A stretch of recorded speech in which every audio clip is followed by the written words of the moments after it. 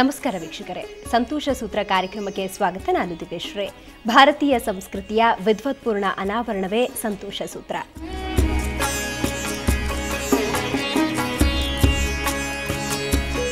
ವೀಕ್ಷಕರೇ, ಇವತ್ತಿನ ಸಂತೋಷ ಸೂತ್ರ ಕಾರ್ಯಕ್ರಮದಲ್ಲಿ ನಾವು ಶನಿ ಸಂಚಾರದ ಬಗ್ಗೆ ಮಾತಾಡ್ತಾ ಇದ್ದೀವಿ.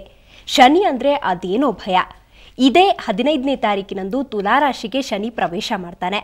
ಹಾಗಾದ್ರೆ ಈ ಒಂದು ಶನಿಯಿಂದ ಒಳ್ಳೆ ಫಲಗಳು ಇಲ್ವಾ?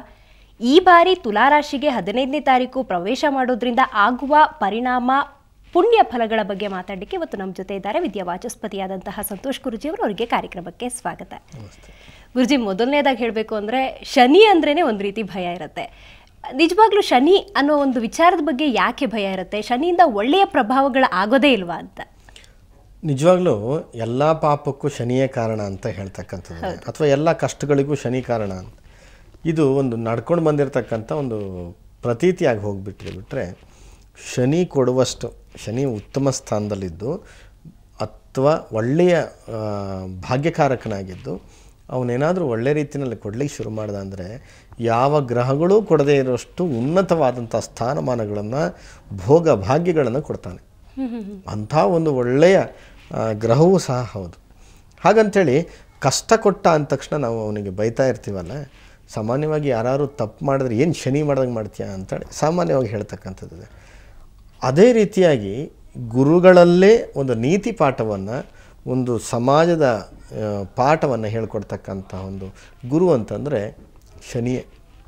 ಸಾಮಾನ್ಯವಾಗಿ ನೋಡಿ, ನಾವು ಒಳ್ಳೆಯವರಾಗಿದ್ದಾಗ, ಅಂದರೆ ದುಡ್ಡು ಚೆನ್ನಾಗಿ ಇದ್ದು ಒಳ್ಳೆ ಸುಖ ಸಂಪತ್ತಿನಲ್ಲಿದ್ದಾಗ ಬೇಕಾದಷ್ಟು ಜನ ನಿಮಗೆ ಮಿತ್ರರು ಸಿಗ್ತಾರೆ, ನೆಂಟರಿಷ್ಟರು ಸಿಗ್ತಾರೆ, ಎಲ್ಲರೂ ಸಿಗ್ತಾರೆ.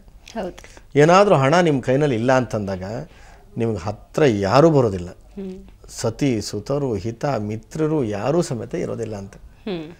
ಅದು ಯಾರು ಅಳತೆ ಎಷ್ಟು ನಿನ್ನ ಜೊತೆಗೆ ಇರ್ತಕ್ಕಂಥವ್ರು, ಯಾರು ನಿನಗೆ ನಿಜವಾದಂಥ ಶತ್ರುಗಳು, ಯಾರು ನಿಜವಾದಂಥ ಮಿತ್ರರು, ಯಾರು ನಿನಗೆ ಹಿತರು ಅಂತ ಹೇಳಿ ಒಂದು ಸರಿಯಾದಂಥ ಒಂದು ಅಳತೆ ಪಟ್ಟಿಯನ್ನು ಕೊಟ್ಟು ಇದು ಜೀವನದ ಪಾಠ ಅಂತ ಕಲಿಸ್ಕೊಡುವಂಥದ್ದು ಶನಿ ಮಾತ್ರ.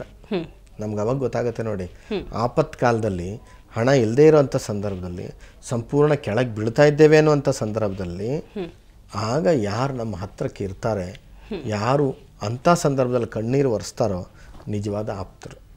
ಸಮಾಜ ಅಂದ್ರೇನು, ಸಂಬಂಧ ಅಂದ್ರೇನು, ನೆಂಟರು ಅಂತಂದ್ರೇನು, ಸ್ಥಿತಿಗತಿಗಳು ಅಂತಂದ್ರೇನು, ಹಣ ಅಂತಂದ್ರೇನು, ಪದವಿ ಅಂತಂದ್ರೇನು, ಆರೋಗ್ಯ ಅಂತಂದ್ರೇನು, ಆಯುಷ್ಯ ಅಂತಂದ್ರೇನು, ಐಶ್ವರ್ಯ ಅಂತಂದ್ರೇನು, ಸರಿಯಾದ ತಾತ್ಪರ್ಯ ಕೊಡ್ತಕ್ಕಂಥ ಒಬ್ಬ ಗುರು ಇದ್ದಾನೆ ಅಂತಂದರೆ ಅದು ಶನಿದೇವರು ಮಾತ್ರ.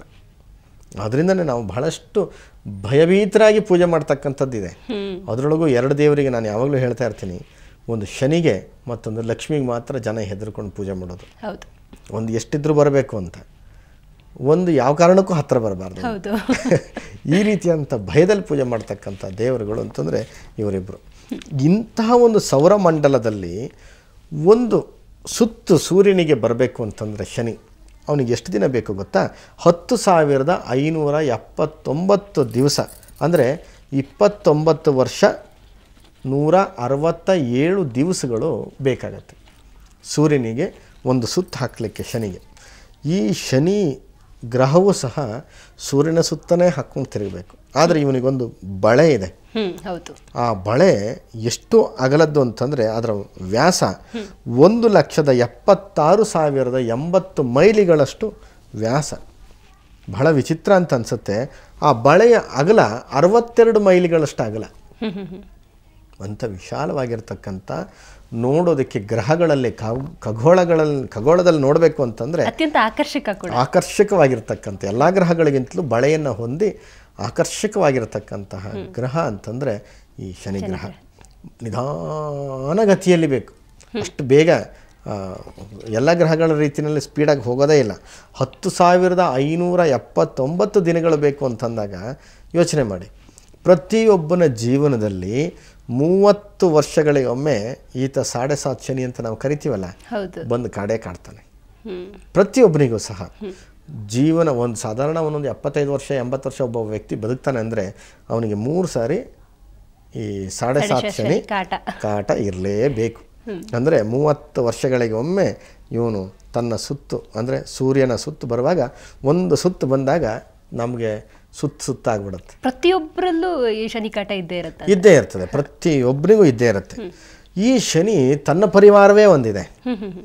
ವೈಜ್ಞಾನಿಕವಾಗಿ ನಾವು ನೋಡಿದಾಗ ಅದರ ಅಳತೆ ಎಲ್ಲ ಸಿಕ್ತು ನಮಗೆ. ವೈಜ್ಞಾನಿಕವಾಗಿ ಮತ್ತಷ್ಟು ಹುಡುಕಿದಾಗ ಶನಿ ಗ್ರಹಕ್ಕೆ 9 ಉಪಗ್ರಹಗಳಿವೆ. ಹೌದು, ನಾವು ಬರೀ ನವಗ್ರಹಗಳನ್ನು ಮಾತ್ರ ಯೋಚನೆ ಮಾಡ್ತೀವಿ. ಆ ಗ್ರಹಗಳಿಗೂ ಸಣ್ಣ ಸಣ್ಣ ಉಪಗ್ರಹಗಳಿವೆ. ಅದರೊಳಗೆ ಶನಿಗೆ ಇರ್ತಕ್ಕಂಥ ಉಪಗ್ರಹ ವಿಮಸ್, ಎನ್ಸಿಡೇಲಸ್, ಟೆಥಿಸ್, ಡಯೋನಿ, ರಿಯಾ, ಟೈಟನ್, ಹೈಪೇರಿಯನ್, ಜಾಫೆಟ್ ಮತ್ತು ಪೋನಿ ಅಂತ ಅದಕ್ಕೆ ಹೆಸರು. ಆದರೆ ನಮ್ಮಲ್ಲಿ ಇದನ್ನೆಲ್ಲ ಕರೆದಿಲ್ಲ. ನಾವು ಶನಿಯನ್ನೇ ಪ್ರಮುಖವಾಗಿ ಇಟ್ಕೊಂಡು ಶನಿಯ ಕುಟುಂಬ ಅಂತ ನಾವು ತಗೊಂಡು ಪೌರಾಣಿಕ ಹಿನ್ನೆಲೆಯಲ್ಲಿ ಅದನ್ನು ಕರ್ಕೊಂಡು ಹೋದ್ವಿ. ಶನಿ ಹೆಂಡತಿ ಯಾರು, ಶನಿ ಮಕ್ಕಳು ಯಾರು, ಹೀಗೆಲ್ಲ ಕರ್ಕೊಂಡು ಹೋದ್ವಿ. ಇದಿಷ್ಟು ಶನಿಯ ಒಂದು ಕುಟುಂಬ ಅಂತ ಆದರೆ, ಸೂರ್ಯನ ಮಗ ಅಂತ ನಾವು ಭಾರತೀಯರು ಕರ್ಕೊಂಡ್ವಿ. ಹುಟ್ಟಿದಾಕ್ಷಣವೇ ಸೂರ್ಯನನ್ನು ಹಿಂತಿರುಗಿ ನೋಡಿದ ತಕ್ಷಣ ಆ ರಥ ಕುಸಿದು ಬಿತ್ತಂತೆ. ಅದು ಸಾರಥಿಯ ಕಾಲು ಕುಂಟಾಯ್ತಂತೆ. ರವಿಗೆ ಶನಿಯನ್ನು ಅಂದರೆ ಶನಿಯ ಛಾಯೆ ತಡ್ಕೊಳ್ಳಿಕ್ಕಾಗಲಿಲ್ಲ ಅಂತ. ಅಂಥ ಪ್ರಬಲವಾಗಿರ್ತಕ್ಕಂಥ ಶನಿ ಈಶ್ವರನನ್ನು ಸಹ ಬಿಡಲಿಲ್ಲ. ಕಟ್ಟಿರುವೆ ಮಾಡಿ ಬಿದಿರಿನಲ್ಲಿ ಎಷ್ಟೋ ವರ್ಷಗಳ ಕಾಲ ನಿಲ್ಲುಹಾಗೆ ಮಾಡಿದ್ನಂತ. ಒಂದು ಕಟ್ಟಿರುವೆ ಆಗಿಬಿಟ್ಟು ಅಂಥ ಪರಮೇಶ್ವರ ಬೃಹಸ್ಪತಿಯನ್ನು ಸಹ ಬಿಡಲಿಲ್ಲ. ಅಂತಹ ದೇವಾನುದೇವತೆಗಳನ್ನೇ ಬಿಡದಿದ್ದಂತಹ ಶನಿ ಸಾಮಾನ್ಯ ಮನುಷ್ಯರುಗಳೇನು, ಅಂತಹ ಚಕ್ರವರ್ತಿಗಳು, ನಳಚಕ್ರವರ್ತಿಯ ಕಣ್ಣಲ್ಲೇ ನೀರು ತರಿಸಿದ್ದಾನೆ. ವಿಕ್ರಮಾದಿತ್ಯನ ತಲೆಯನ್ನೇ ತನ್ನ ಕಾಲಿಗೆ ತಾಗಿಸ್ಕೊಂಡಿದ್ದಾನೆ. ಹರಿಶ್ಚಂದ್ರನನ್ನೇ ಕಾಡಿಗೆ ಅಟ್ಟಿ ಆ ಶವವನ್ನು ಕಾಯ್ಕೊಂಡಿರ್ತಕ್ಕಂಥ ವ್ಯಕ್ತಿಯನ್ನಾಗಿ ಮಾಡಿಟ್ಟ.